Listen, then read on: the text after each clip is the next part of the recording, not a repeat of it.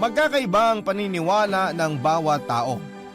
May nagsasabi na ang malas at swerte raw ay nakadikit na sa buhay natin. Kumbaga nakaguhit na sa palad natin ang nakatadhanang mangyari sa ating buhay. May iba naman na hindi naniniwala dito dahil sinasabi nila na tayo lang din daw ang gumagawa ng ating kapalaran. Ang swerte ay pinaghihirapan na maabot. Ang malas ay iniiwasan na madikit sa atin. Pero kahit na anong iwas ang gawin ko ay mukhang pinanganak na akong kakambal ang salitang malas. Hello Papa Dudut at sa mga loyal listeners ng inyong programa na Barangay Love Stories. Just call me Karen, 35 years old from La Union.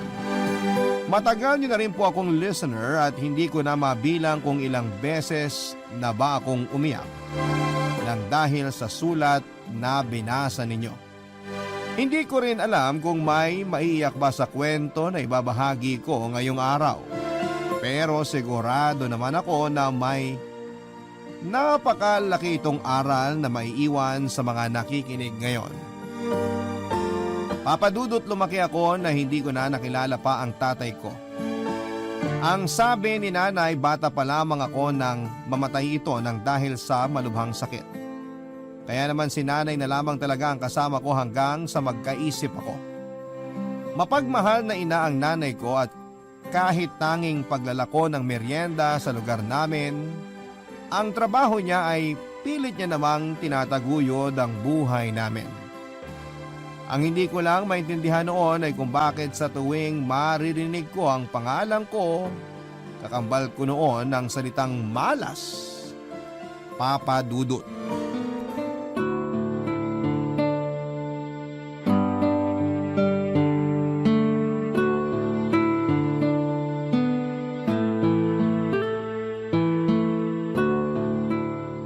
Ayan, malinis na dito sa sala. Yung banyo naman ang lilinisin ko para pag uwi ni nanay galing sa pagtitinda, matuwa naman siya sa akin. Aling Isay? Uy, si Kuya Aling Arnold Isay! yun. Siguro Pakibukas ng maniningil pinto. na naman siya ng upa. Sabihin ko na lang na bumalik siya mamaya kasi wala pa si nanay dito sa bahay. Hello po, Kuya Arnold. Huwag mo nga akong mabati-bati ng hello dyan. Lalong pumapangit ang araw ko. Nasaan ang nanay mo? Hindi pa po siya nakakauwi eh. Naglalako pa po siya ng kakanin sa labas. Huwag ka nga magsinungaling bata ka. Alam ko naman na nandyan ang nanay mo sa loob eh. Ilabas mo nanay mo. Pero wala po talaga siya dito. Umalis po siya para maglako ng mga kakanin. Kanina pa po pagkatapos naming magtanghalian. Hoy! Hindi mo ako malaloko ha? Alam ko na nagtatago lang siya dyan sa loob ng bahay nyo. Nagtatago siya dahil ayaw niya magbayad ng upa. Mas ka nga dyan. Aling Isay! Aling Isay! Kuya Lumabas kayo Arnold, dito kung ayaw nagsasabi nyo po tatawag ako ako ng ng barangay totoo. tanod. Hindi pa po talaga Aling nakakauwi Isay! si nanay. Sinabi ko na huwag mo akong tawagin kuya eh. Dahil wala akong kapatid na malas. Tumabi ka nga dyan. Aray! Bakit naman po niyo ako tinulak? Kasi naiirita ako sa'yo. Naiirita ako sa kamalasang dala mo dito sa lugar namin. Kaya siguro nasunog yung isang bahay na pinauupahan ko dahil sa'yo. Dahil nakatira ka pa dito sa bahay ko. Hindi ka nga rito. Ay! Bitiwan niyo po yung braso ko. Nasasaktan po ako. Tama na po. Ay, tama na. Ikaw ang tumigil. Tumigil ka sa kamalasang dala mo dito sa lugar namin. Hindi po totoo yan. Hindi po ako malas, sabi ni nanay. Malas ka dahil anak ka ng pare at nanay mo naman dating madre. Sinumpa ka dahil anak ka sa pagkakasala ng mga magulang mo. Naintindihan mo ba yon? Ha? Ha? Tama na po. Nasasaktan na po ako. Makinig ka mabuti ha. Itatak mo to sa kokote mo. Pinanganak kang malas at may dala kang kamalasan. Dahil anak ka ng makasalanang mga tao. Isa kang salot sa lugar na to. Malas ka! Ay! Diyos ko! Arnold, anong ginagawa mo sa anak ko? Bitawan mo siya! O ayan, magsama kayo ng anak mong malas. Nay, ang sakit po ng mga braso ko. Anak! Pasensya ka na at ngayon lang nakauwi si nanay. Ako, namumula na nga itong mga braso mo. Pwede ba?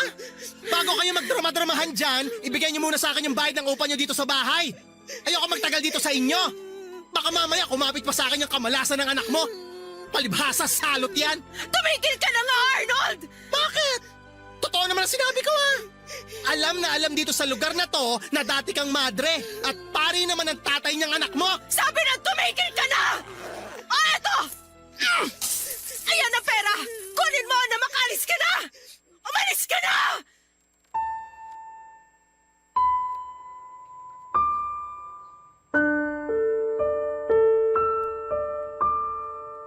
Papadudot dahil si nanay lang ang nagtatrabaho noon ay hindi rin talaga naging madali ang buhay namin. Wala kasi kaming sariling bahay at wala ring ibang pinagkakakitaan si nanay. Kung hindi ang paglalako nga lang ng merienda na siya rin mismo ang nagluluto. Hindi rin pare-pareho ang kinikita niyang pera at madalas ay maliit na halaga lamang yon. Yun din ang madalas na dahilan kung bakit kami nagigipit sa pera. Ilang beses na nga kaming lumipat ng apartment at isa lang ang dahilan ng pag-alis namin.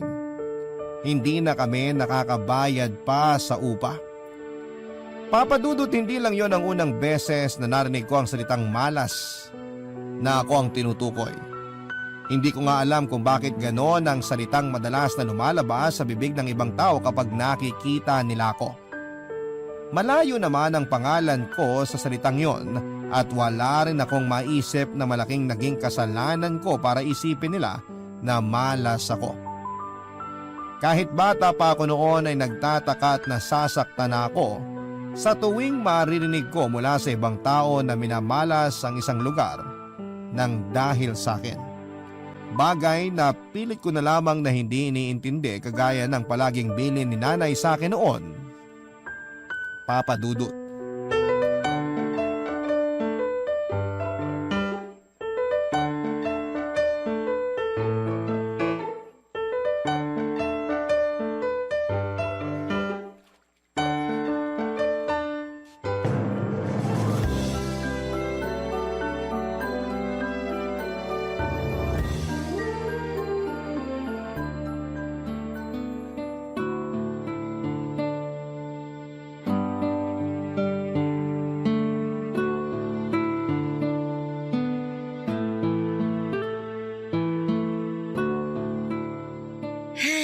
Ayan, malinis na dito sa sala. Yung banyo naman ang lilinisin ko para pag uwi ni nanay galing sa pagtitinda, matuwa naman siya sa akin. Aling Isay? Uy, si Kuya Aling Arnold yun Isay? Siguro Pakibukas ng pinto. maningil na naman siya ng upa. Sabihin ko na lang na bumalik siya mamaya kasi wala pa si nanay dito sa bahay. Hello po, Kuya Arnold. Huwag mo nga akong mabati-bati ng hello dyan. Lalong pumapangit ang araw ko. Nasaan ang nanay mo? Hindi pa po siya nakakauwi eh. Naglalako pa po siya ng kakanin sa labas. Huwag ka nga magsinungaling bata ka. Alam ko naman na nandyan ang nanay mo sa loob eh. Ilabas mo nanay mo. Pero wala po talaga siya dito. Umalis po siya para maglako ng mga kakanin. Kanina pa po pagkatapos naming magtanghalian. Hoy! Hindi mo ako malaloko ha? Alam ko na nagtatago lang siya dyan sa loob ng bahay nyo. Nagtatago siya dahil ayaw niya magbayad ng upa. Mas ka nga dyan. Aling Isay! Aling Isay! Barangay Love Stories. Barangay Love Stories. Papadudot na nawagan or nagawan din naman ang paraan ni nanay ang pambayad sa upa na sinisingil sa amin ni Kuya Arnold noon. Pero pagkalipas ng isang buwan ay umalis na rin kami doon dahil hindi na natiis pa ni nanay ang mga sinasabi ng tao na yon tungkol sa akin. Lalo na nga po ang paulit-ulit nitong pagpaparinig na minamanas daw ang apartment nito ng dahil sa akin. Kaya naman lumipat kami noon ni nanay sa isang mas maliit pero mas murang apartment. Nang mag-high school ako ay tumulong ako kay nanay pagdating sa pagtatrabaho, Papadudot. Natuto akong tumanggap ng labada at maging tendera sa palengke sa mga araw na wala po akong pasok. Nakikita ko kasi na nahihirapan na rin si nanay noon at palagi niyang sinasabi na igagapang niya ang pagpapaaral sa akin kahit na ano paman ang mangyari. Kaya naging pangarap ko na rin ang makapagtapos at magkaroon ng diploma sa kolehiyo para kay nanay. Kaya lang namatay si nanay noong nasa second year college ako dahil nadula siya at nabagok ang ulo habang umaakyat sa isang overpass bridge. Sobrang hirap para sa akin na tanggapin ang pangyayari na yon. Kaya naman nang mailibing siya ay nag-decide na rin po akong huminto na lamang sa pag-aaral at magtrabaho, Papa Dudut.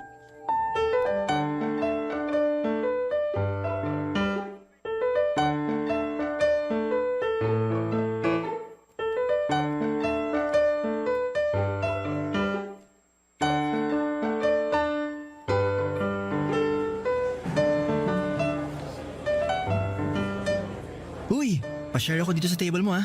Okay lang ba? Oo, okay lang. Wala naman ako ibang kasama. Ayun, salamat. Wala yun. Karen ang pangalan mo, di ba? Oo. Ako naman si Lester. Alam ko, kasi narinig ko na tinawag ka sa pangalan mo ng supervisor natin. Sinabi niya kanina na tulungan mo raw ako sa paglalagay sa box ng mga delata dahil nagagalit na yung customer ko. Ang sungit naman kasi talaga ng customer mo. Palibhasa, puti na lahat ng buhok niya kaya maiksi na rin ang pasensya. Uy, grabe ka naman. Ang sama mo, ha? Ayan, napatawa na rin kita. Alam mo kasi, kanina ko pa napapansin na parang malungkot ka. Ayos ka lang ba? Ha? Oo naman, ayos lang ako. Sigurado ka? Alam mo, patawa-tawa lang ako pero kung gusto mo na makakausap, pwede mo akong kwentuhan. Promise, pipigilo ko yung sarili ko na magmukhang aso kahit mahirap. Kasi, ang laki ng 2 butas ng ilong ko. Ganyan ka ba talaga, Lester? Palagi ka na lang nagpapatawa? Medyo. Gusto ko kasi na palaging masaya mga kaibigan ko. Ang swerte naman pala ng mga kaibigan mo kasi may isang kagaya mo na nagpapagaan ng loob nila. Ibig sabihin ba, napagaan ko rin ang loob mo kahit paano? Oo naman. Ilang beses mo na nga ako napapangiti mula nang umupo ka dyan sa tapat ko eh. At kahit paano, hindi ko na iniisip na baka hindi ako ma-regular dito sa trabaho dahil dun sa galit ng customer ko kanina.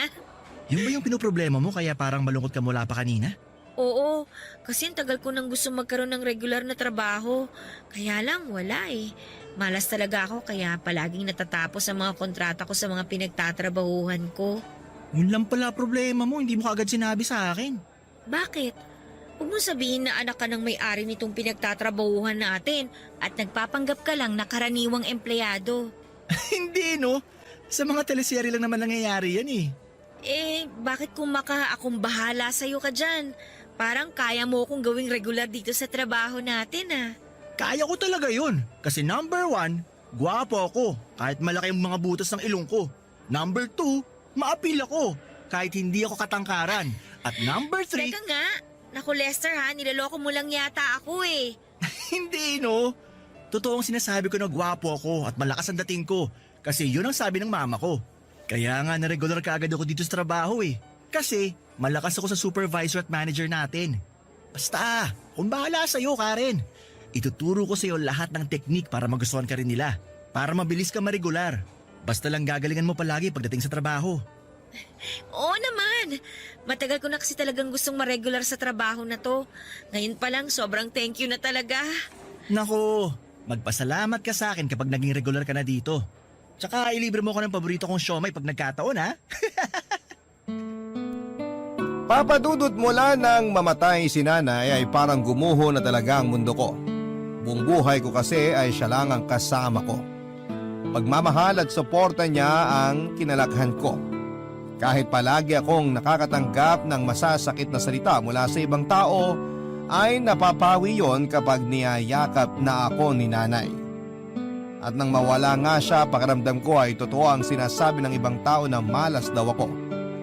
At minamalas din ang mga taong nasa paligid ko ng dahil sa akin. Pero dahil alam ko na hindi gugustuhin ni nanay, na panghabang buhay akong makulong sa lungkot, Papa Dudut, kaya pinilit ko na bumangon ulit at magpakatatag. Sinimulan ko na po ang paghahanap ng trabaho at sa awa ng Diyos, hindi naman ako nahirapan. Pero hindi kagad ako naging regular at palaging natatapos sa mga kontrata ko kaagad. Sa panglimang trabaho ko na noon ay sa isang supermarket na nasa loob ng mall ay doon ko naman nakilala si Lester, na isa sa mga dahilan kung bakit naging mas matatag pa ako. dahil ang mabuting pagkakaibigan na nasimulan namin ay nauwi rin sa masayang pagkakaibigan, Papa Dudut.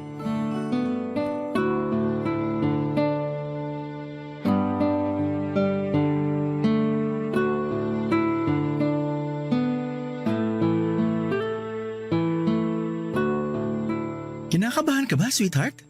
Medyo. Baka kasi hindi magustuhan ng mama mong niluto kong pochero. Paborito niya yan, kaya sigurado ako na magugustuhan niyang niluto mo.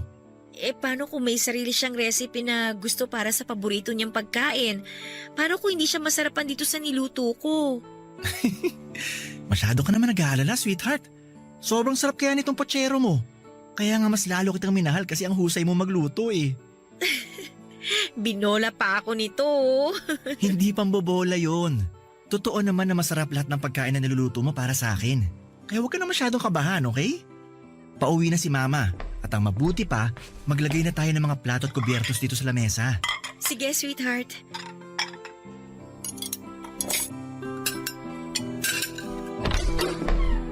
Ay, grabe! Ang traffic! Lester! Nakapagluto ka na ba ng para sa hapunan? Hindi na kasi ako nakadaan ng karinderya para bumili ng ulam kasi... Oh, may bisita pala tayo. Magandang gabi po, tita. Ma, si Karen po. Girlfriend ko. Siya na ba yon?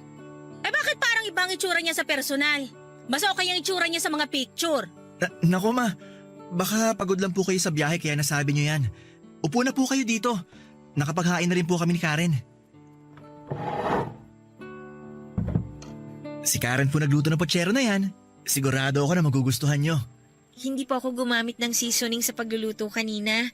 Nabanggit po kasi ni Lester na ayaw niyo po ng may seasoning sa mga pagkain. Ang totoo po, hindi rin talaga ako gumagamit nun kasi alam Sa ko kalumpang na... ka dati nakatira kasama ng nanay mo, di ba? Opo. Paano nyo nalaman, ma? Doon kasi nakatira yung isang pinsan ko. At nakwento ko nga sa kanya na may girlfriend ka na. Binigay ko ang buong pangalan ng girlfriend mo at ang sabi ng tita mo, kilala raw niya yung mga magulang ng girlfriend mo.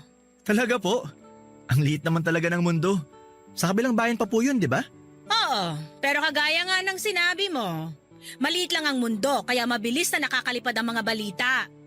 Nakarating na nga rin sa akin na may kamalasan palang dalay ang girlfriend mo eh. Ha? Ano pong ibig nyo sabihin? Karen, tatapatin na kita. Ayoko sa'yo para sa anak ko. Hindi kita gusto.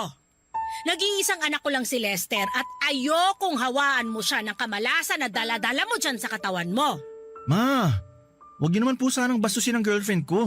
Hindi ko siya binabastos. Isa pa, mamamahay ko to kaya sasabihin ko lahat ng gusto kong sabihin kahit kanino. Akala mo ba hindi ko alam na anak siya ng 2 tao na naging alagad ng Diyos? 2 taong nagkasala at itinakwil ng simbahan dahil sa kalaswaang ginawa nila. At ang babaeng yan lang naman ang bunga ng kawalang hiyaan na ginawa ng mga magulang niya. Kaya isa siyang salot, Lester. Kamalasan lang ang magiging dala niya sa buhay mo. Ay! Matikman na nga tong pinagmamalaking pochero niyang girlfriend mo. Eh! Ano ba tong pochero na to? Lasa basura! Pwe! Nakakawalang gana kumain. Hey! Kayong dalawa na lang umubos niyang basura na yan. Ay, sweetheart, pagpasensyahan mo na sana si mama. Ayos lang. Totoo naman halos lahat ng sinabi ng mama mo. Makasalanan ng mga magulang ko kaya salot talaga ako. Pinanganak akong malas. Shh, huwag mo nga sabihin yan. Hindi ka malas. Walang tao na pinanganak na malas dito sa mundo. Kaya hindi ka dapat nag-iisip ng ganyan. Papa Dudut, si Lester ang naging dahilan kung bakit kahit papaano ay naranasan ko ang maging maligaya sa buhay ko. Naging tapat kasi siya sa relasyon namin at palagi niyang sinasabi sa akin kung gaano niya ako kamahal. At nagbibitaw siya ng mga pangako na mamahalin niya ako sa habang buhay. Minsan nga ay hindi pa rin ako makapaniwala na nakilala ko ang isang kagaya niya. Tanggap ko na noon na kailanman ay hindi na ako magiging masaya. Tanggap ko nang pinanganak talaga akong malas dahil sa mga magulang ko. Pero lahat ng yon ay binago ng pagmamahal na pinaparamdam sa akin ni Lester. Papa Dudut, hindi pala talaga pwede na palagi akong makaranas ng saya sa piling ng taong mahal ko.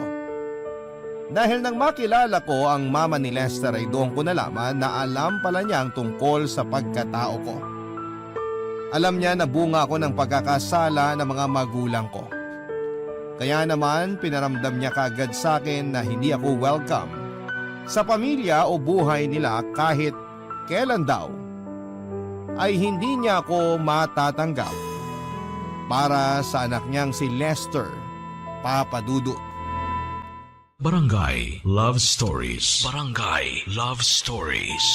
Papa Dudut, sa kabila ng pagtutol ng mama ni Lester sa relasyon namin ay pinagpatuloy namin ang lahat. Hindi nagpatinag si Lester kahit halos isumpa na siya ng mama niya. Sinabi niya na ipaglalaban niya ako at ang relasyon naming dalawa at pinatunayan ni Lester ang sinabi niyang yon nang layasan niya ang mama niya para magsama na kaming dalawa. Yun daw kasi ang naisip niyang paraan para magkaroon kami ng tahimik na relasyon. Nung una, Papa Dudut, ay nagigilty talaga ako sa ginawa niya dahil nga sa siya na lang ang kasama ng mama niya. Matagal na rin kasing patay ang papa niya kaya dalawa na lamang sila sa bahay. Kinumbinsi ko pa nga siya noon na huwag iwanan ng mama niya pero sinabi ni Lester na hindi siya papayag na paulit-ulit akong pagsalitaan ng hindi maganda ng mama niya. At gusto na rin daw niyang tuparin namin ang pangarap naming bumuo ng isang masayang pamilya. Akala ko ay tuluyan na naming matutupad ang pangarap na yon nang sa wakas ay magdalang tao na ako. Pareho kaming excited ni Lester at huminto pa ako noon sa pagtatrabaho. Pero muling gumuho ang mundo ko dahil pagkalipas lamang ng ilang buwan ay nakunan ako, Papa Dudut.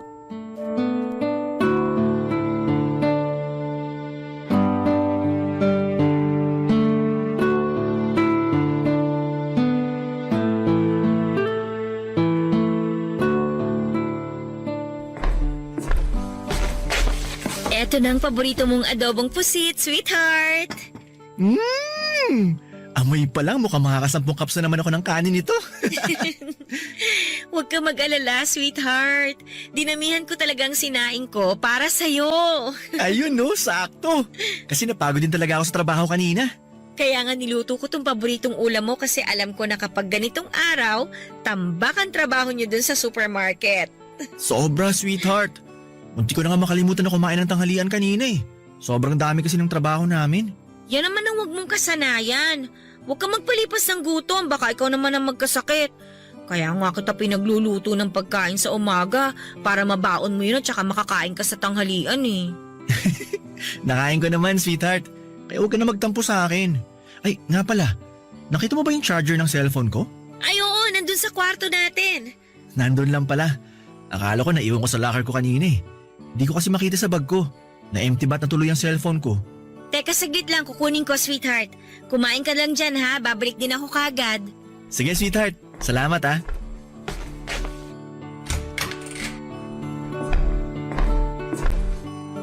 Alam ko dapat nandito lang yun eh. Ay, ito, natakpan lang pala nitong unan, tsaka itong mga damit na dapat para kay baby. Nilabas ko nga pala to mula sa tokador kanina. Ay, sayang baby. Hindi mo man lang nasukat ang mga binili naming damit para sa'yo. Sorry ha. Sorry kasi nawala ka ng dahil sa akin. Sweetheart. Sorry nakita mo ba yung baby. charger? Kung hindi mo makita, mamaya mo na lang hanapin para... Sweetheart, umiiyak ka ba? Hindi. Ano lang kasi bigla lang ako sinipon. Ang alikabok na pala nitong kwarto eh. Kailangan ko na maglinis dito bukas saka magwalis para mawala yung mga alikabok na naipon dito sa loob. Sweetheart, hindi mo naman kailangan magsinungaling sa akin. Alam ko naman na hanggang ngayon, nahihirapan ka pa rin na tanggapin ang pagkawala ng anak natin. Kasi kahit halos isang buwan ang nakakalipas, pati ako, nahihirapan pa rin sa pagkawala niya. Sorry sweetheart ah. Hindi ko lang talaga mapigilan ang sarili ko na maiyak. Alam ko naman kasi na nawala siya ng dahil sa akin eh. Hindi totoo yan. Wala kang kasalanan sa pagkawala ng baby natin. Kasalanan ko yun dahil sa kamalasan na nakadikit sa katawan ko. Namatay si baby dahil nadamay siya sa dala kong kamalasan sa inyo. Karen, hanggang ngayon ba? Naniniwala ka pa rin dyan? Sinabi naman ng doktor ang dahilan ng pagkawala ni baby, di ba?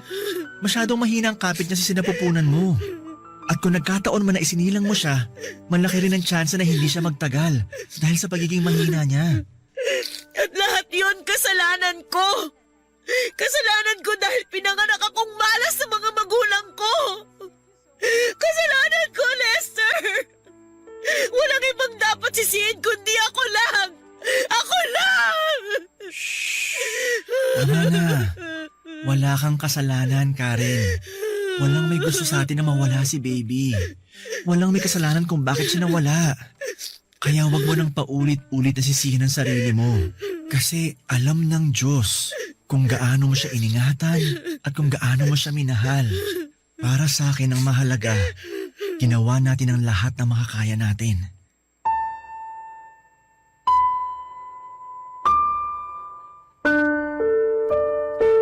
Papadudot doon ko muling naramdaman ang kamalasan na dala ko sa buhay ni Lester. Hindi po madali ang mawala ng anak kaya naman nahirapan talaga akong tanggapin yon. Pero nang dahil sa partner ko ay unti-unti akong natuto na muling maging matatag. Kapag umiiyak kasi ako na mag-isa ay niyayakap niya ako at sinasabi niya na hindi siya mapapagod na gawin yon. Kapag ramdam niya na nalulungkot ako dahil naaalala ko ang nawalang baby namin ay hindi na siya papasok sa trabaho at magluluto na lamang ng masarap na pagkain para sa aming dalawa. At paulit-ulit niyang sinasabi sa akin ang mga salitang hindi niya ako iiwanan kailanman. Sapat na sana yon para kahit papaano ay maging masaya kami, Papa Dudut. Kaya lang, nag-overstaffing sa supermarket na pinagtatrabahuhan niya at isa siya sa mga empleyado na natanggal. Nahirapan siya muling maghanap ng trabaho kahit marami na siyang job experience. Ang nangyari tuloy ay umi-extra na lamang siya sa mga construction site para lamang kumita ng pera. Pero isang mabigat na pangyayari ang dumating noon sa buhay namin, Papa Dudut. Yon ay nang maaksidente si Lester at mahulog mula sa ikalawang palapag ng gusaling ginagawa nila. Himalang nailigtas pa ang buhay niya pero naging paralisado na ang kalahati ng katawan niya. At nagkaroon siya ng brain damage na kailangang maoperahan noon sa lalong madaling panahon, Papa Dudut.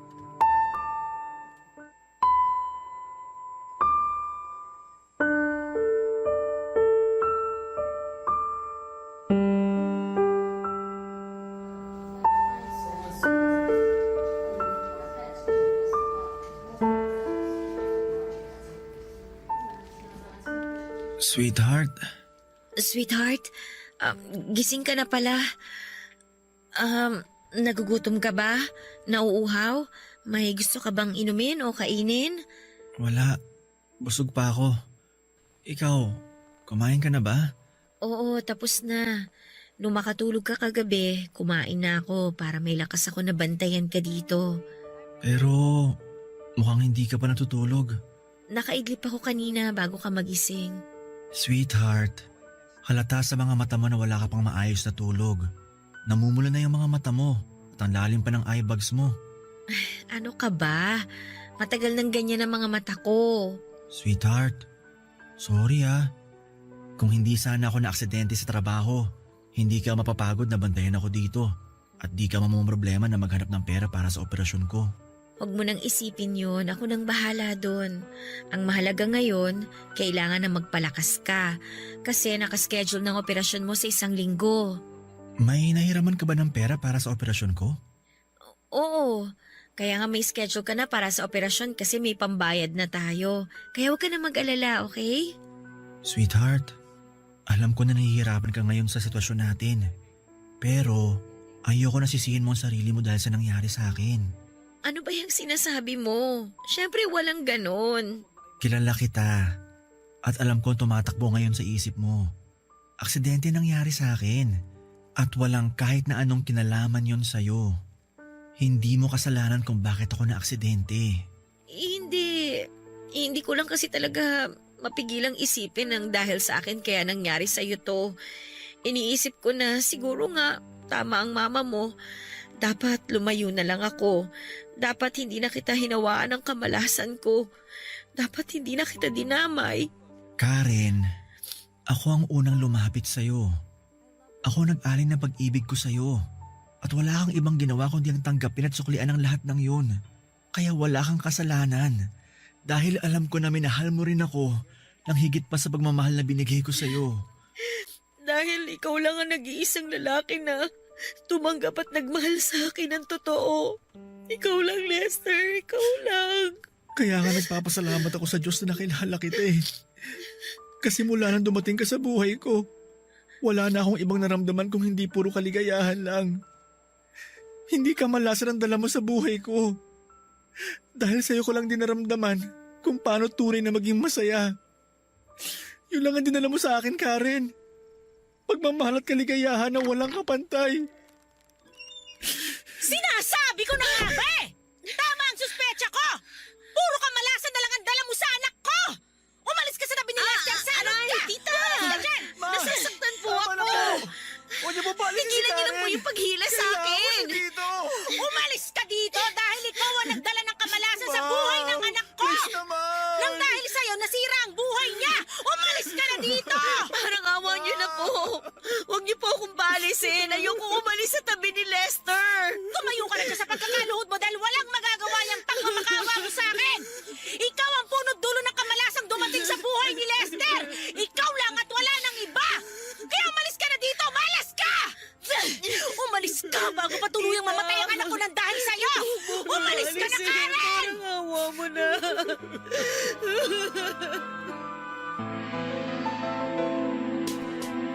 Papadudot kahit na anong pagpapalis ang ginawa sa akin ng mama ni Lester ay hindi ko yon sinunod. Ginawa ko ang lahat para lamang manatili ako sa kwarto na yon. Umiyak ako, nakiusap, nagmakaawa at lumuhod sa harapan ng mama niya. Hanggang sa eto na mismo ang umalis sa loob ng kwarto dahil na rin sa pakiusap ni Lester. Ilang ulit din ako humingi ng tawad noon kay Lester, Papadudot.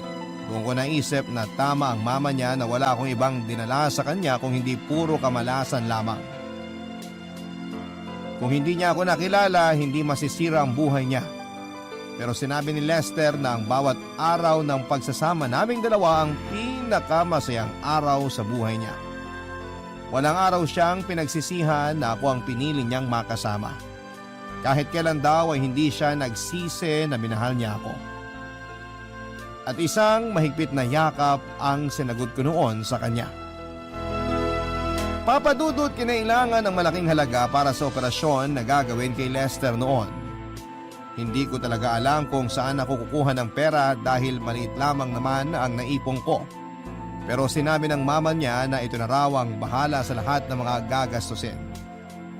Doon po ako nabuhayan ng loob at labis-labis na nagpasalamat sa kanya at sinabi niya sa akin na gagawin niya yon para kay Lester at hindi dahil sa pakiusap ko. Pero malaki pa rin ang naging pasasalamat ko sa kanya. Kaya lang, bago pa man may sagawa ang operasyon ay namatay na rin si Lester dahil sa biglang pamamaga at pagdurugo ng utak niya. Hindi na po naagapan pa ang nangyaring yon na naging dahilan para tuluyan siyang mawala sa akin. Halos panawan ako ng ulirat dahil doon, pero pilit pa rin po akong nagpakatatag. Papadudot 2 linggo lang matapos mailibing si Lester ay nalaman ko na nagdadalang tao ako. Gulong-gulo ang isipan ko noon at gusto ko talagang ipalaglag ang batang nasa sinapupunan ko. Pero sa awa ng Diyos ay mas nanaig pa rin ang takot na nararamdaman ko noon. Pati na ang pagmamahal ko para kay Lester at sa magiging anak namin. Alam ko kasi na yun na ang pangarap naming dalawa. Pangarap na hindi ko na pwedeng sirain pa. Kaya naman ginawa ko ang lahat para maging healthy ang ipinagbubuntis ko. Kung saan-saan ako nagtrabaho para lamang kumita ako ng pera para sa mga check-up at vitamins ko. Hanggang sa maisilang ko na nga ang isang malusog na sanggol, Papadudot. Kung lumaki man ako na pinaniniwala ang malas ako, ang anak ko naman, ang anak namin ni Lester, ang pinaniniwala akong nagdala ng lahat ng swerte sa buhay ko. Naglakas loob kasi ako na magtayo ng maliit na negosyo ng siomai na ako rin mismo ang gumagawa. Umutang ako sa isang kaibigan ko na pinagbigyan din naman ako. Hindi nga nagtagal ay lumago ang negosyo na yon at ngayon ay may sarili na po akong tindahan ng siomai at siopaw na sariling recipe. Sobrang saya ko talaga kasi naibibigay ko na ang lahat ng pangangailangan ng anak ko. At maayos na rin kami kahit papaano ang pakikitungo sa akin ng mama ni Lester, lalo na kapag dinadalaw niya ang apo niya. Magandang araw po sa inyong lahat at sa mga loyal kabarangay na nakikinig ngayon. Itago niyo na lamang po ako sa pangalang Mikey, 30 years old at kasalukuyang nakatira sa Antipolo, Rizal. May-ari ng isang maliit na negosyo and at the same time ay bokalista ng isang banda. Bata pa lamang ako ay hindi na lingid sa akin ang pagiging mahirap, Papa Dudut. Lahat ng hirap nga ay dinanas ko na mula sa mabahong barong-barong na tinitirhan namin noon, ay nakaranas din ako na tubig at asin lamang ang inuulam namin. Mga panahong yon na kapag sobrang nagigipit kami at hindi nakapagpapadala sa amin ng pera si Mama, na nooy namamasukan bilang kasambahay sa mag-asawang Chinese sa Sampaloc. Pero kahit na ganoon ay hindi naman ako nagreklamo. Bagkus ay nagpapasalamat pa nga ako dahil kahit papaano ay may kinakain pa rin kami at nakakapag-aral kami na lumang-luma ang uniform ko at tanging tsinelas lang ang suot na saplot sa aking paa. Si Papa naman noon ay nagmamaneho ng tri-bike para kahit papaano ay may maiuwi siyang pagkain sa aming 5 magkakapatid. Pero madalas ay dumadaing na rin siya dahil sa pananakit ng likod at mga binti niya. Papa Dudut, pangatlo ko sa aming magkakapatid at nag-iisa pang babae. Kaya nga madalas ay binubuli ako ng mga kapatid ko dahil ako lang daw ang naiiba sa kanila. Pero ang sabi noon ni Papa ay prinsesa nila ako, kaya dapat daw akong mahalin at ingatan. Sinunod naman nila ang sinabi ni Papa at hanggang sa lumaki nga ako ay naging protective sa akin ang mga kapatid ko at ayos lang naman sa akin yon. At least ay walang naglalakas loob na umaway sa akin noon. Pero dahil nga sa sobrang hirap ng buhay namin noon ay hindi kinaya nila Mama at Papa na pag-aralin kaming lahat. Kaya naman nang makagraduate ako ng high school ay sinubukan ko na kaagad ang maghanap ng mapapasukan. At dahil underage nga ako ay nahirapan ako kaya naman madalas ay sinasamantala ko lamang na sumali sa mga singing contest. At kapag pinapalad nga ako ay nananalo naman ako. Minsan pa nga ay ako pa talaga ang dumadayo sa ibang lugar para lamang sumali sa mga contest. Dahil desperada akong masungkit ang mga premyo na pang isang linggong kainan na namin. Kung minsan ay nananalo ako, minsan naman ay natatalo. Pero hindi ako tumitigil dahil yon ang source ng income ko noon. At doon na nga may nakapansin sa akin, Papa Dudut, walang iba kundi si Edward. Matanda siya ng 8 taon sa akin, 32 years old siya noon habang ako naman ay 24 years old. Kinausap niya ako noon at inalok na maging bokalista ng banda nila at gustong gusto raw niya ang timbre ng boses ko na pwede sa kahit na anong genre at napag-alaman ko nga na siyang drummer ng kanilang banda. Hindi na nga ako nagdalawang isip pa noon at agad kong sinunggaban ng alok niya lalo nung malaman ko na 1,000 kada gig ang kikitain ko. At hindi naman daw sila nauubusan ng gig dahil halos gabi-gabi raw ay tumutugtog sila. Ipinakilala niya ako noon sa mga kabanda niya dahil kada practice namin ay talagang tinitrain nila ako sa mga tamang techniques sa pagkanta. At masasabi ko nga na marami akong natutunan sa kanilang lahat. Nakatulong na rin ako sa pamilya ko lalo na sa pag-aaral ng mga kapatid ko. Pero makalipas nga lang ang 2 taon ay nabigla ako sa balita ni Kuya Edward nang isang araw ay puntahan niya ako sa studio kung saan ako nagpa-practice papadudot.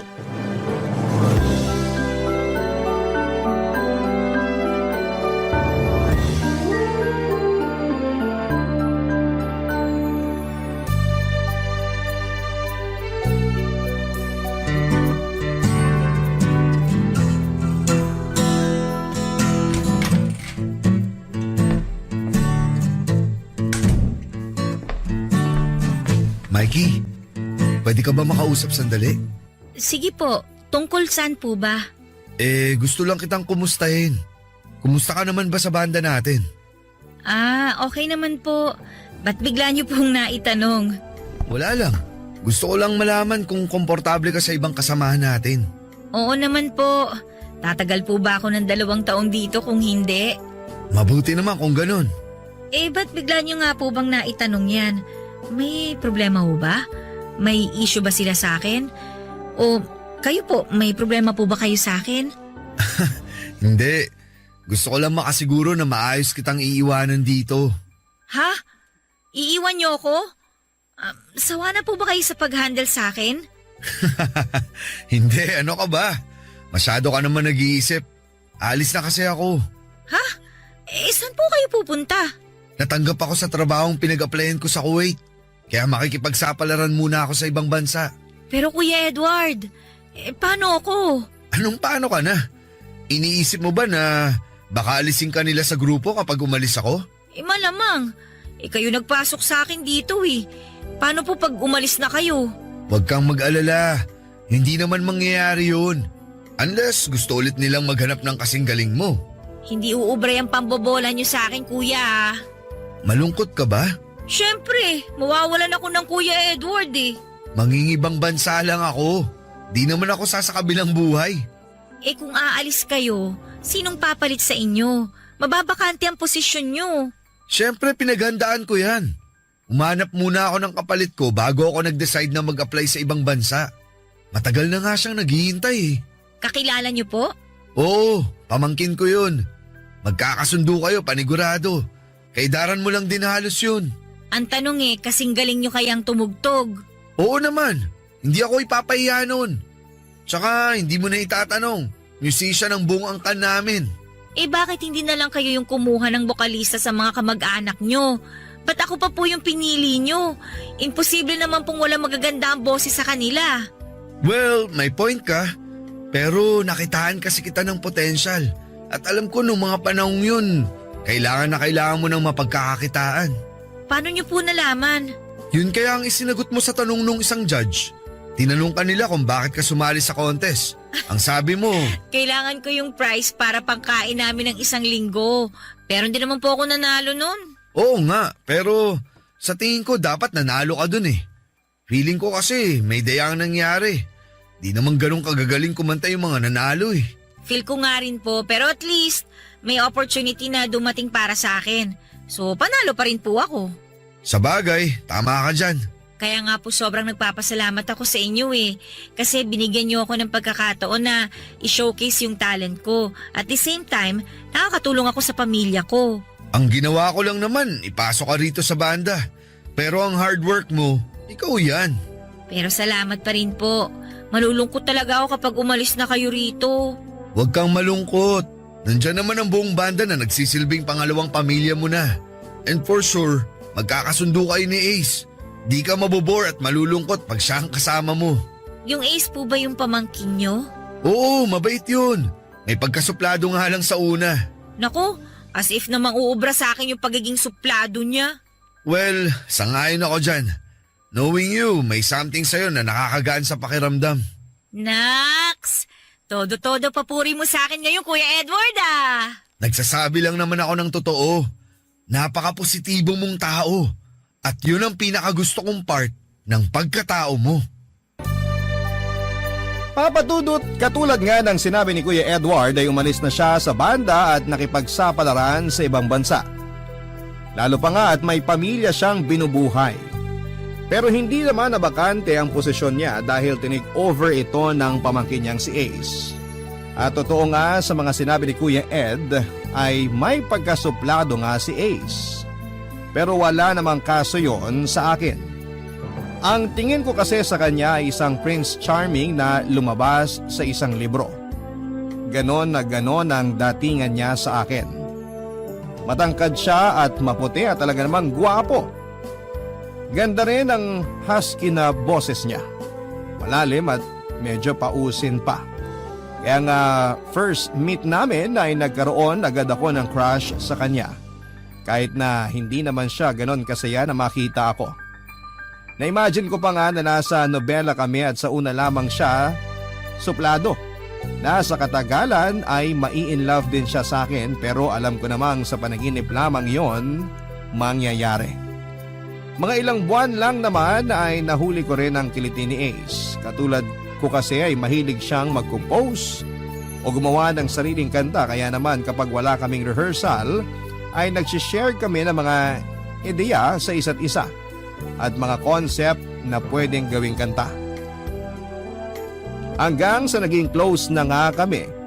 Pero wala namang mali siya dahil alam kong companion lang ang tingin sa akin ni Ace at kontento naman ako doon. Ang importante lang naman sa akin ay magkasundo kami dahil ayaw ko naman na may hindi ako kasundo sa trabaho ko. Pero kung gaano nga kami magkasundo ay siya ring tindi kapag nag-aasaran kami. Si Ace din kasi yung tipo ng hindi makukontento sa isang araw kapag hindi nakakapambuisit. Pero sorry na lamang siya dahil hindi ako pikon. Bagkos ay sinasabayan ko lamang siya sa mga pang-aasar niya sa akin, Papa Dudut.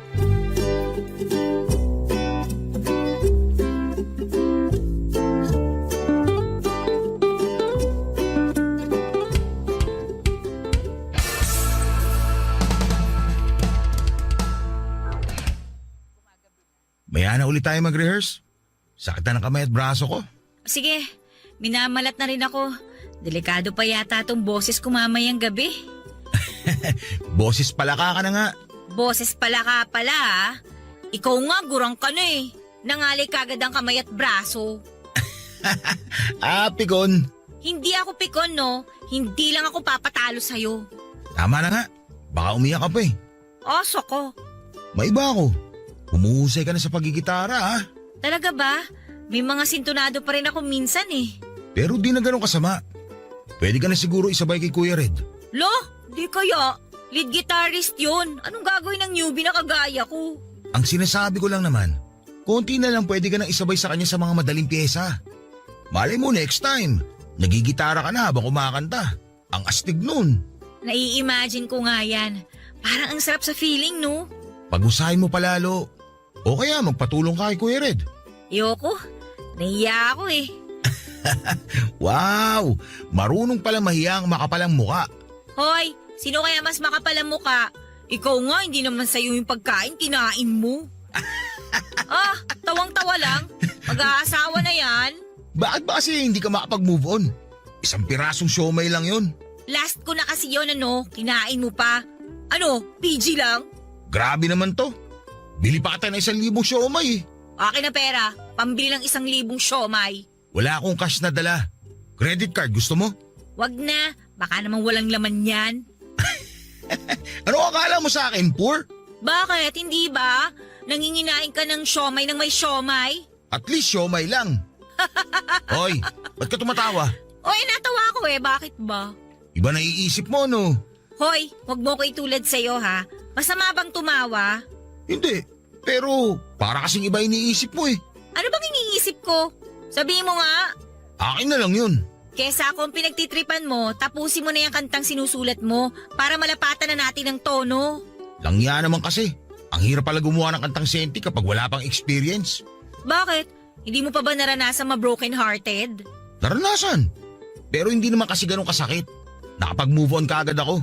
Alangan naman ako magbigay sa'yo ng idea. Hindi pa rin ako nakaka-experience ma-broken hearted. Wala akong magawang inspiration.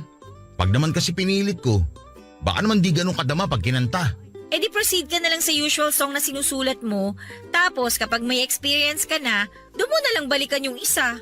Sa bagay, may plano nga pala tayong tumugtog ng original composition natin sa mga gig natin. Basta sabihan mo lang ako kung anong gusto mong tema. Then mag-share na lang ulit ako ng pwede kong i-share na idea. Ganun na nga lang talaga ang mangyayari. At lumipas pa nga ang 2 buwan, Papa Dudut, ay mas naging malapit kami ni Ace sa isa't isa. Pero napag-alaman ko nga na may girlfriend na pala siya na hindi ko naman na kinagulat. Napaka-imposible naman kasi na sa itsura niyang yon ay wala siyang girlfriend.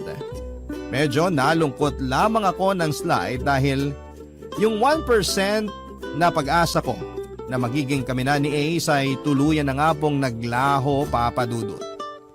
Pero ayos lang naman dahil crush lang naman ang nararamdaman ko para sa kanya, hindi po gaanong kalalim. Humahanga ika nga nila. Isa pa ay trabaho naman talaga ang priority ko dahil may pamilya akong umaasa rin sa akin. Naisip ko na saka ko na lamang iintindihin ang sarili kong love life kapag nakahanap na ako ng stable na trabaho. Hindi naman kasi sa panghabang buhay ay magiging bokalista ako ng isang banda. Siyempre, may posibilidad na umalis ang isa sa mga miyembro o kaya naman ay ma-disband ng banda. Ilang beses ko naman ang sinubukang mag-apply ng trabaho pero hindi ako pasok sa mga requirements na hinahanap nila sa isang aplikante. Una nga ay high school graduate lamang ako at sumunod ay walang work experience. Pero pasasaan ba? At makakahanap din ako ng trabahong para sa akin o kung hindi man ay pangarap ko sanang magkaroon ng sariling negosyo na mag-aahon sa amin sa kahirapan, Papa Dudut. Barangay Love Stories. Barangay Love Stories. Isang gabi nga matapos ang isa naming gig ay may pinakilalang babae sa amin si Ace at sinabing girlfriend niya ito, si Jade. Maganda ang babae at sexy, mukhang mayaman din base sa pananamit nito. Agad naman akong nakipagkamay sa kanya at sinabi kong masaya akong makilala siya pero hindi ganoon ang pinapahiwatig na mga ngiti niya sa akin. Ako naman ay walang pakialam kung galit siya o inis dahil wala naman akong maalalang may atraso ako sa kanya. At importante lamang naman sa akin ay nagmamahalan silang dalawa ni Ace at wag lang nitong sasaktan ng kaibigan ko. Halos lahat nga ng gig namin ay kasama si Jade pero wala naman ang atensyon nito kay Ace kundi nasa akin. Panay kasi ang sulyap niya sa akin tapos ay bigla na lamang mangiirap. Naisip ko tuloy na baka binabantayan niya si Ace kaya naroon siya lagi kapag may gig kami.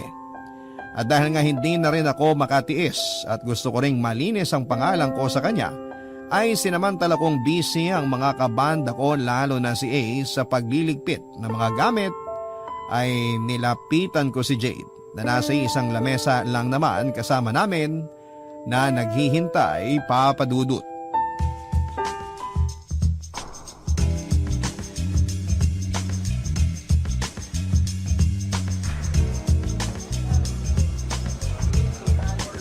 Hi, Jade.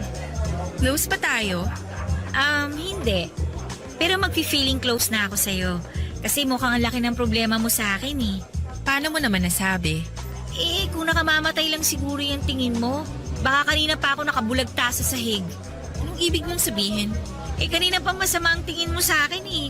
Tapos panay ka pa irap. Kung may galit ka sa akin, pwede mo namang sabihin. Makikinig ako. Okay, fine. Yung totoo, naiirita ako sa'yo. Kasi lagi kang nakadikit kay Ace. Akala mo ba hindi ko napapansin? Please lang, matuto kang dumistansya sa boyfriend ko.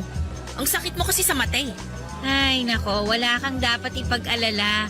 Trabaho lang naman ang namamagitan sa aming dalawa. Kaya kumalma ka lang. Hindi ako kakalma, knowing na crush mo ang boyfriend ko. Lo, halata ba? Iniinis mo ba talaga ako? Hindi. Nakakapagtaka lang kasi na ikaw lang ang may alam na may crush ako kay Ace. Maming ka pa talaga. Proud ka? Ganon? Teka lang muna, Jade ha.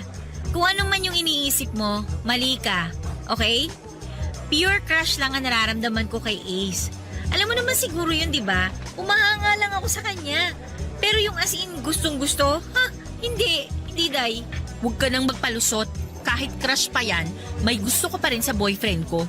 Pang ilan ka nang nagsabi sa akin yan? Di ko na mabilang sa totoo lang. At the end of the day, sinubukan pa rin nilang ahasin si Ace. Ay hindi naman sa ganon.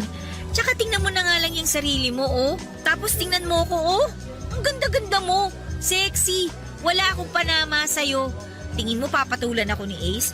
Kahit nga yata maghubad ako sa harapan niya, hindi niya ako papatulan eh. Ano?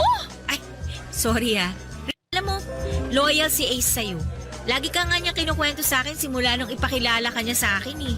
At saka base pa lang sa kwento niya, alam kong mahal na mahal ka niya. Kaya please lang, magtiwala ka sa boyfriend mo. At sa tingin mo, maniniwala ako sa lahat ng mga sinabi mo? O hindi naman kita pinipilit na maniwala. Sinasabi ko lang in case na kailangan mo ng assurance. Sabihin na nating mas mahaba ang ginugugol na oras ni Ace sa pagre-rehearse sa studio kaysa sa kasama mo siya. Pero sinisigurado ko sa'yo, wala kang dapat na ipag-alala sa kanya. Kaibigan ko si Ace at gagawin ko lahat para lang hindi masira ang tiwala mo sa kanya. Masyado kang nakikialam para sa isang kaibigan. Alam mo ba yon? Alam ko, pero kasi ganito yan. Malaki ang utang na loob ko sa tito ni Ace, kaya gusto ko lang na bumawi. Tsaka maniwala ka sa hindi. Wala talaga akong plano o balak na agawin sa'yo si Ace. Hindi ako threat, no? At kung sakali man, isa ka rin sa mga poprotektahan ko dahil mahalaga ka kay Ace eh. Sige. Pagkakatiwalaan kita sa ngayon. Pero wag na wag mong sisirain ang tiwala ko. Makakaasa ka. O so ano, magkaibigan na ba tayo? Pansamantala, hanggat hindi ko pa napapatunayan na hindi ka talaga threat sa relasyon namin. Salamat. O teka, kumain ka na ba? Hindi pa. Bakit? Pakakainin mo ko? Pwede naman kung gusto mo. Bukas seryoso pinag-uusapan nyo ah. Hi, babe. Tapos na kayo magligpit? Oo babe. Ano palang pinag-uusapan nyo? Wala naman. Pinagkukwentuhan ka lang namin. Ako? At ano naman pinag-uusapan nyo tukol sa akin? Sabi ko sa kanya, loyal ka sa kanya at mahal na mahal mo siya. Kala ko naman nagsusumbong ka na ng kung ano-ano. Bakit? May dapat ba siyang isumbong? Ano ka ba babe? Siyempre wala. Loyal ako sa'yo. Kung ano naman yung worries mo, alisin mo na. Hindi kita ipagpapalit kahit kanino. Alam mo namang mahal na mahal kita eh. Sabi ko sa'yo, Jade eh. Sige na nga. Pero sa ngayon, gusto ko munang kumain. Kanina pa ako gutom eh. Sure. Saan mo ba gusto kumain? Since gabi na, gusto kong kumain ng mami na may mainit na sabaw. Okay sige. Maghanap tayo ng mamihan. Wala kasi akong masyadong alam na kainan dito bukod sa mga fast food eh. Si Mikey, baka may alam. Meron naman. Eh di tara na. Ano pang hinihintay natin? Tuturo ko na lang sa inyo kung saan. Malapit lang naman dito. Sumama ka na sa amin. Kakain tayo. Sigurado ka? Oo. Ayaw mo? Gusto, basa-basagot niyo eh. Papa Dudut, nagpaalam na nga kami noon sa iba naming kabanda dahil may inuman session pa raw sila. Nakapagtataka nga lang na napakabilis na nagbago ang pakikitungo sa akin ni Jade. Ang akala ko nga ay aawayin pa niya ako at makikipagdebate pa sa akin ng matagal pero napaka-mature niya. Naging casual siya sa akin at hindi ko naramdamang out of place ako habang kumakain kaming tatlo. Lagi kasi niyang tinatanong ang opinion ko sa bawat topic na napag-uusapan nilang dalawa ni Ace. Sa maikling panahon nga na yon, ay narealize kong mabait si Jade. Kaya hindi na ako magtataka kung bakit mahal na mahal siya ni Ace. Siguro'y masyado lamang talaga siyang na-trauma sa mga dating nagkagusto rito, kaya gano'n na lamang ang pagwo-worry niya. Kitang-kita ko naman kung gaano rin niya kamahal ang kaibigan ko at masaya ako para sa kanilang dalawa, Papa Dudut. Buti na lang talaga at sinubukan kong makipag-usap sa kanya para malinis ko na rin ang pangalan ko. Papa Dudut, ng mga sumunod nga na gabi ay kasama pa rin si Jade sa mga gig namin. Pero hindi katulad ng dati ay lagi na itong nakangiti sa akin at maaliwalas na rin ang itsura nito sa tuwing nakikita ako. Magandang sign nga yon dahil kahit papaano ay mababago ko ang pagtingin ni Jade sa ibang babaeng nakapaligid kay Ace. Na hindi lahat ng babae ay katulad ng mga nakilala niya noon. At dahil nga magkasundo na kaming dalawa ay palagi na nga niya akong isinasama sa tuwing may lakad o gimmick silang dalawa ni Ace. na minsan ay naiisip ko na nga na hindi na sila nagkakaroon ng quality time dahil lagi na lamang akong kasama. Pero sinabi naman ni Ace na ayos lang sa kanya dahil yun daw ang unang beses na nakasundo ni Jade ang babaeng malapit sa kanya. At para kang i-celebrate ang official shoot,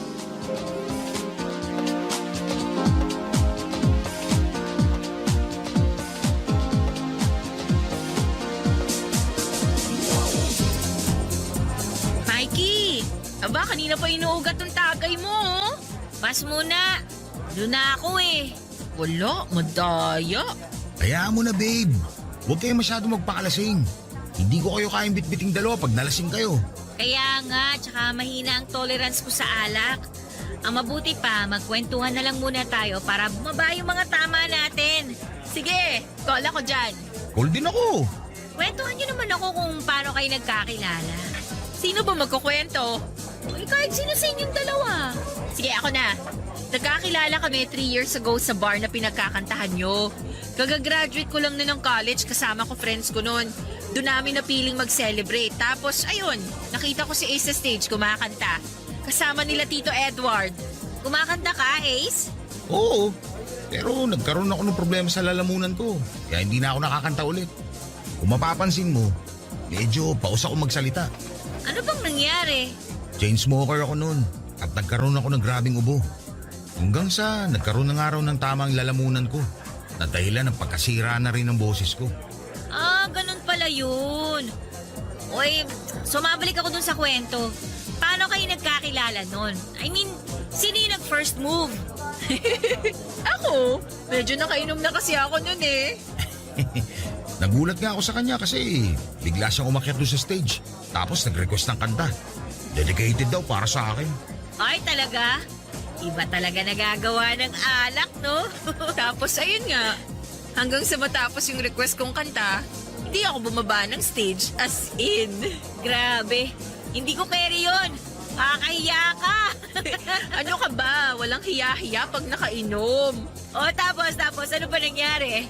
Ayun, iningi ko yung number niya. Sabi ko kung wala siyang girlfriend, maging textmates kami. At sakto, wala nga siyang girlfriend. Ayun, mula sa pagiging magkaibigan, naging kami na. Naloka ako sa'yo, Jade, ha? Ikaw pa talaga yun ang unang nagbigay ng motibo. Na love at first sight ako sa kanya eh. Taray! Ikaw naman, Ace. Ano naman ang masasabi mo doon? Masasabi ko? Lagi ko na sinasabi sa kanya to. Pero isishare ko sa'yo. Sa totoo lang, masaya ako na nilapitan niya ako nung araw na yun. Kasi kung di niya ginawa yun, hindi ko siya girlfriend ngayon. Eh ikaw ba? Kailan mo ipapakilala sa amin ng boyfriend mo? Boyfriend agad? Wala nga manliligaw eh. Lah, di ba may mga humihingi ng number mo? Fake number binibigay ko sa kanila. Ayoko makipag-text kung kani-kanino, no? Kasi, ibang gusto mo. Oy, hindi. Ano ba? Ayoko pa lang talaga. Gusto ko kasi munang makahanap ng stable na trabaho bago ko atupagin ang love life ko. Eh, syempre, priority ko ang family ko eh. Maraming umaasa sa akin kaya nga lagi ako nagdadasal na sana bigyan pa ako ng maraming blessings para may maibahagi ako sa pamilya ko. Swerte na magiging boyfriend o asawa mo. Syempre, no? Pero family first muna. Tama naman yan. Pero wag mo pa rin kalimutan ang sarili mong kaligayahan. Tandaan mo, mabilis lang ang panahon. Bukas, di mo na mamalayan. Marami ka na palang pinapalagpas sa pagkakataon. Pero bago ang lahat, tagay muna ni Mikey. Kala mo makakalimutan ko na. O, eto na. Kumusta naman pala sa inyo? Kailan mo balak pumasyal? Hindi pa ako makaluwas eh. Magkano na lang din kasi natitira sa pera ko. Pinapadala ko lahat kay Papa. Wala bang work papa mo? Meron. Nag-drive siya ng pedicab. Kaya lang naawa na rin ako sa kanya eh. Kasi umihina na rin yung mga tuhod niya. Wala ka bang mga kapatid na pwedeng tumulong sa inyo? May asawa na rin yung 2 kuya ko. Kaya hindi na rin namin maabala tsaka maasahan. Hirap din naman kasi sila sa buhay eh. Pero magtira ka pa rin kahit papano. Mag-ipon ka para kung may gusto kang paglaanan in the future, may magagamit kang pera. Papadudot, marami ako na-realize sa mga sinabi nila sa akin at mas doon ko na pag-isip-isip na paghandaan ang kinabukasan ko. Dahil hindi naman habang buhay ay ganun lang ang buhay ko. Balang araw ay magkakaroon ako ng sarili kong pamilya at hindi ko gugustuhin na maranasan nila ang hirap na dinanas ko. Kaya nga sinunod ko ang payo sa akin ni Jade na mag-ipon ng pera. Kada sahod ko noon ay bumabawas ako ng 200 pesos para itabi at ipunin. At sa paglipas nga ng mga panahon ay naging mas malapit kami ni Jade sa isa't isa. Masasabi ko nga na masaya ako na maging parte ng buhay nilang dalawa ni Ace. Hindi ko rin nakalain na ang babaeng dati ay inis sa akin ay makakasundo ko pala. Madalas na nga na kami lang ang lagi magkasama habang si Ace ay hindi namin sinasali sa mga gimmick namin. Si Jade naman kasi ang nagsasuggest noon na magkaroon kami ng girls bonding. Noon ko nga lang din na-realize na napakakalog pala ni Jade at kayang-kayang sumabay sa lahat ng biro ko. Kaya naman mas naging masaya akong kasama silang dalawa na mga kaibigan ko noon, Papa Dudut. Barangay Love Stories. Barangay Love Stories. At dahil nga sa palagi kaming magkasama ni Jade ay hindi ko namamalayan na nag-iiba na ang nararamdaman ko para sa kanya, Papa Dudut. Bagay na hindi ko naramdaman noon kay Ace. At dahil hindi pamilyar sa akin ang pakiramdam na yon ay nagsimula na akong kabahan, lalo na kapag naiisip kong hindi ako maaaring makaramdam ng romantic feelings para kay Jade dahil pareho kaming babae. At nagwo-worry rin ako sa maaari niyang isipin tungkol sa akin. Natakot ako na baka kapag nalaman niya ang totoo ay layuan niya ako o pandirihan. Pero hindi naman siya manhid at matalinong babae si Jade kaya naman hindi rin nagtagal. Ay nalaman niya na may gusto ako sa kanya. At hindi lang basta pagkagusto, Papa Dudut.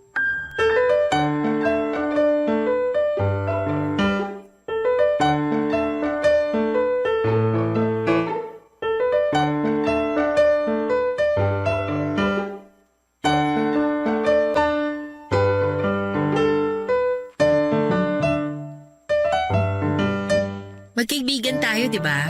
Oo, bakit? Kung may gusto kang sabihin, sabihin mo na. Sabihin ang alin. Ay, Mikey, inoobserbahan kita palagi at hindi ka ganun kahirap basahin. Alam ko na may gusto ka sa akin. Teka, paano mo nalaman? Kung paano ka nalaman noon na may gusto ka kay Ace? Instinct. Isa pa, hindi ka ganun kagaling magtago, no? Sorry Jade ha, hindi ko naman sinasadyang magkagusto sa'yo eh. Pero, nangyari na lang bigla eh. Ba't masyado kang seryoso? Hindi naman ako galit. Tsaka huwag kang mag-sorry tungkol sa mga bagay na hindi mo naman kontrolado. Hindi ka galit? Hindi. Ba't ako magagalit? Crush lang naman yan. Paano kung sabihin kong hindi lang to basta crush? Na mahal na talaga kita bilang babae. Mikey, thank you kasi mahal mo ko. Pero alam mo naman ang sitwasyon natin. Boyfriend ko si Ace. Committed na kami sa isa't isa. Wala naman akong balak na guluhin ang relasyon niyo ni Ace. Kaya nga tinago ko na lang tong nararamdaman ko eh. Alam ko naman na hindi mo kami guguluhin ni Ace. Pero isipin na lang natin ang mararamdaman niya. Nililinaw ko lang lahat dahil ayokong i-invalidate feelings mo. Nagmahal ka lang naman sa maling tao at maling panahon. Kaya hindi mo kasalanan yun. Hindi ka ba naiilang sa akin? Ba't naman ako maiilang sa'yo? Kasi pareho tayong babae. Yung may gusto sa'yo, babae. Sabi ko nga, may mga bagay na hindi natin kontrolado. May mga unexpected events na nangyayari sa buhay natin. At sa kaso mo, ito yun. Salamat Jade ha. Napaka-mature mo talaga mag-isip. Kung ibang babae siguro baka iba yung naging reaksyon nila. Walang mali na magmahal ng kapareho nating kasarian. Ang mali yung taong hindi tanggap ang mga tao na kagaya mo. Basta lagi mong tatandaan, as long as wala kang tinatapakang tao, go lang. Sasabihin mo ba kay Ace? May mga bagay na hindi na niya kailangang malaman. Pero for the sake of our friendship, kailangan nating sabihin. Dahil nag-promise tayo na walang secrets, 'di ba? Baka magalit sa akin si Ace. Di natin sure. Pero alam kong maiintindihan ka niya. Kilala ko si Ace at hindi siya basta-basta nagbibigay ng judgment. Para namang hindi mo siya kilala. Alaskador lang yun pero mabait at patas siyang tao. Alam ko naman. Ay, sana lang wag magbago ang trato mo sa akin dahil sa mga nalaman mo. Ano ka ba? Siyempre hindi. Best friends na tayo, di ba? Oo, best friends. Walang magbabago sa atin. Tsaka gagawin pa kitang bridesmaid. Gusto ko yan. Kailan niyo ba balak magpakasal? Kasal na lang ang kulang sa inyo eh. Matagal pa naman. Pero napag-usapan na namin. Sigurado naman ako na siya na ang gusto kong makasama habang buhay eh. Basta ako, susuportahan ko kayo kung saan kayo masaya. Salamat, Mikey. Hindi ako nagsisisi na binigyan kita ng chance na maging kaibigan. Totoo kang kaibigan at totoo ka sa mga nararamdaman mo. Pero ang pinakagusto ko sa'yo, yung positive outlook mo sa buhay. Sa ilang buwan kong pagkakakilala sa'yo, never kitang narinig na nagreklamo dahil ang pangit o minamalas ka sa buhay. Lalo lang naman ako may stress pag inintindi ko pa ang mga kamalasan ko sa buhay. Mismo! Kaya nga bilib ako sa'yo eh. Magsikap ka lang, alam ko magiging successful ka rin balang araw. Kasi pinagpapala ang mga katulad mo. Grabe naman ang compliment mo sa akin. Pero salamat ah. Magdilang anghel ka sana. Papadudot parang naalis ang mabigat na nakadagan sa dibdib ko matapos ang pag-uusap namin yon. Napakaswerte ni Ace dahil nakatagpo siya ng babaeng kagaya ni Jade. Swerte rin naman si Jade kay Ace. Hiling ko lang talaga ay hindi na sila magkahiwalay at ikasal na sila. Kung tutuusin kasi ay kasal na lamang ang kulang sa kanila pero nasa kanila naman yon. After all ay lifetime commitment ang kasal na dapat pag-isipang mabuti. Hindi ko nga akalain na hindi ko pa pala talaga lubusang kilala ang sarili ko. Hindi ko alam na may tinatago pala akong ibang kasarian. Sino ba naman kasing mag-aakala, hindi ba? Simula nung magkaisip ako ay lalaki naman talaga ang gusto ko tapos ay bigla na lamang akong nagkagusto sa isang babae. Hindi ko tuloy alam kung ano ba talaga ang sexual orientation ko. Kung bisexual ba o lesbian. Pero mas safe sigurong sabihin na kasama ako at parte ako ng LGBT community. Pero dahil nga sa bagong nadiskubre ko sa aking sarili, ay naging maingat ako sa mga kilos at salita ko. Dahil nga hindi pa ako sigurado ay pinili kong maglaylo. Alam ko naman na tanggap na ang mga LGBT sa lipunan, pero may iilan pa rin ang hindi. Kaya naman hindi ko maiwasang mag-alala, idagdag pa na hindi ko alam kung papaano ako maglalantad sa pamilya ko. Dahil hindi naman sila open sa ganong usapin kaya minabuti kong huwag na nga munang ipaalam sa kanila. Makalipas nga ang 2 taon ay masayang ibinalita sa akin ni na Ace at Jade na magpapakasal na sila. Masaya ako para sa kanila pero hindi ko pa rin maiwasang makaramdam ng kaunting kirot. Pero no hard feelings. Ang importante lang sa akin ay masayang masaya sila at masaya na rin po ako, Papa Dudut. Sa 2 taon ding yon ay nagpursigi ako sa pag-iipon kagaya ng payo ni Jade. Nakapagpundar ako ng maliit na negosyo na ako rin mismo ang nagmamanage. Nagbebenta ako ng mga damit, tsinelas at kung ano-ano pa at napakalaking tulong talaga noon sa pamilya ko. Nang in-announce nga ni Ace at Jade ang balak nilang pagpapakasal ay nakiusap sa akin si Jade na gusto niyang hingin ang opinyon at perspective ko sa lahat ng kakailanganin nila sa kasal. Dahil para sa kanila ay napakalaki raw ng parte ko sa buhay nilang dalawa ni Ace. Hindi ko naiwasang maging emosyonal sa sinabing yun ni Jade dahil pakiramdam ko ay tunay na pamilya na ang turing niya sa akin. At hindi ko naman siya binigo dahil kasakasama nga nila ako halos sa lahat ng paghahanda nila para sa kasal lalo na sa mga isusuot nila.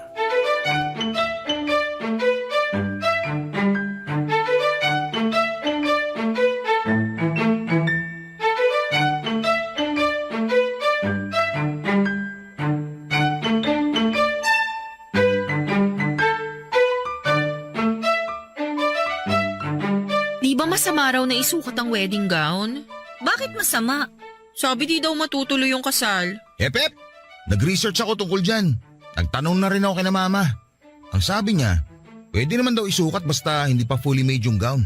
I mean, hindi pa tapos gawin. Anong hindi pa tapos? Halimbawa, hindi pa na ikakabit yung isang manggas ng gown. Pwede niya yung isukat. Nox, ni-research mo talaga yun? Oo naman no. Para maiwasan natin yung mga bawal-bawal sa kasal. Wala namang mawawala sa atin kung susunod tayo eh. Sa bagay, better safe than sorry. Tama. Pero syempre, pina-verify ko muna kay mama yung mga pamahiin sa kasal. Sino tita ba? Walang ibinilin sa'yo? Ayun nga, wag na wag ko nga daw isusukat ang wedding gown ko bago ang kasal. Sumunod na lang kayo para wala na talagang makakapigil pa sa kasal nyo. Sa bagay, kaso nahihirapan ako pumili ng wedding gown. Lahat kasi magaganda. Ikaw ba babe, ano sa tingin mong bagay sa akin dito? Lahat naman bagay sa'yo. Ba't nga ba ikaw pa tinanong ko? Dapat talaga hindi ka na sumama eh. Kaming dalawa na lang sana ni Mikey yung nagpunta rito. Di pa tayo kasal, inaaway mo na ako. Sa bagay naman kasi talaga sa'yo kahit ano pang isuot mo eh. So ano, kahit ano isusuot ko sa kasal natin? Bagay sa'yo tong long sleeves na backless. Talaga? Ito din gusto ko eh. Hala, ba't ang tindi ng mood swings mo? Ilang linggo ka ng ganyan ah. Baka buntis. Buntis? Oh, bakit ganyan kayo makatingin sa akin? Parang gulat na gulat pa kayo. Kailan ka nga huling dinatnan, babe? Oh my gosh! Oh, bakit? 2 weeks na akong delayed. Congrats! Buntis ka na! Pero hindi pa sure. Maiwan ko na muna kayong dalawa rito. Saan ka pupunta? Tatakbuhan mo ko? Sira, hindi. Bibili ako ng pregnancy test kit sa butika. Babalik ako kagad. I love you. I love you too. Ingat ka. Ang aga ng wedding gift niyong dalawa, ah. Tingin mo talaga buntis ako? Oo, 2 weeks ka kamong delayed, di ba? Ganyan yung mga napapanood ko sa TV eh. Paano kung delayed lang talaga? Huwag ka masyado mag-overthink. Bibili na ng pang-PT si Ace. Pero, paano nga kung buntis ka? Matutuwa ako syempre. Magkakaanak na kami ni Ace kung sakali. Masaya ako para sa inyong dalawa. Basta pag kinasal na kayo, huwag niyo akong kakalimutan ha. Ano ka ba? Hindi ka namin makakalimutan. Napakalaki ng parte mo sa buhay naming dalawa ni Ace. Isa kang tunay na kaibigan at totoong tao ka. Kaya kung buntis nga talaga ako, ninang ka. Gusto ko yan! Bridesmaid na, ninang pa! At dapat ikaw ang kakanta ng wedding song namin habang naglalakad ako papunta ng altar. Oo naman, yun na lang ang regalo ko sa inyo. Thank you so much, Mikey. Sana lang wala kang hidden grudges sa akin ha, kasi hindi ko maibalik feelings mo para sa akin. Para kang sira. Wala na sa akin yun, no? Basta maging masaya ka lang palagi. Kayo at ng mga magiging anak nyo. Masaya na ako noon. Tsaka hindi lang naman ikaw ang tao sa mundo. Marami akong makikilala at sigurado akong isa doon para sa akin. Lahat ng negative nagagawa mong positive ha? Nakakabilib ka talaga. Marami ng negativity sa mundo. Dadagdag pa ba ako? Sobrang saya ko ng mga oras na yon dahil sa mga sinabi ni Jade, Papadudot. Sino nga ba ang mag-aakala na magiging matalik pala kaming magkaibigan? Nagsimula kami sa hindi magandang pagkikita. We started at the wrong foot, ika nga nila. Pero kahit na ganoon ay masaya ako na broken-hearted man ako sa kanya ay ayos lang. Dahil kung mahal mo talaga ang isang tao ay magiging masaya ka sa kung saan siya masaya. At bilang kaibigan ni Jade at Ace ay masaya akong makita na masaya silang dalawa. Hindi naman magtatapos kay Jade ang kwento ng buhay ko dahil marami pa akong pahina na maaaring sulatan. 3 buwan nga lang ang inabot ng preparation ng kasal ng dalawa sa importanteng tao sa buhay ko at sa lahat ng preparation na yon ay super hands-on talaga ako dahil na rin sa request ni Jade. Minsan nga binibiro ko siya na ginawa niya talaga akong literal na bridesmaid. Pero sinasabi naman niya na ganon ako kaimportante na gusto niya lahat ay may participation ako. Nakakataba nga ng puso na ganong klase ang importansya ang ibinibigay niya sa akin. At wala rin naman kaso yon kay Ace. Kahit pa nga alam na niya ang tungkol sa nararamdaman ko para kay Ace or para kay Jade. Kumbaga, we're matured enough para intindihin pa ang mga maliliit na bagay na hindi na dapat palakihin pa. At katulad nga ng request ni Jade, ay ako ang kumanta ng wedding song nila at habang inaawit ko ang paborito nilang kanta, ay hindi ko napigilang umiyak dahil sa dalawang bagay. Una ay sa tuwa dahil kapwa na nila papasukin ang bagong yugto ng buhay nila ng magkasama at pangalawa ay dahil sa munting lungkot na nararamdaman ko dahil alam ko na marami nang magbabago pagkatapos po nilang maikasal. Hindi na kami lagi magkakasama dahil kailangan na nilang i-prioritize ang pamilyang bubuin nila. Lalo pa nga at 4 na buwan nang buntis si Jade.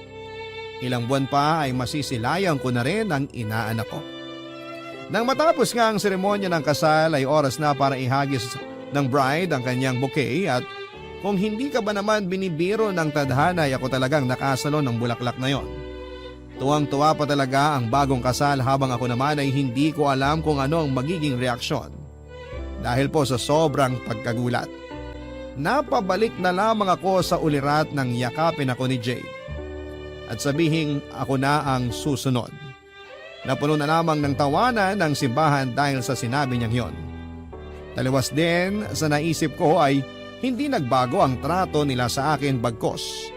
Ay mas lalo kaming naging malapit sa isa't isa at ramdam na ramdam kong parte talaga ako ng pamilya nila. Lumipas din ang ilang taon at malaki na rin ang inaanak ko na syempre ay spoiled sa akin. Sa ngayon, Papa Dudut, ay naghihintay na lamang ako sa taong mamahalin ko at mamahalin ako katulad ng pagmamahalan ni na Jade at Ace dahil hanggang sa ngayon ay nasa akin pa rin ang bouquet ni Jade.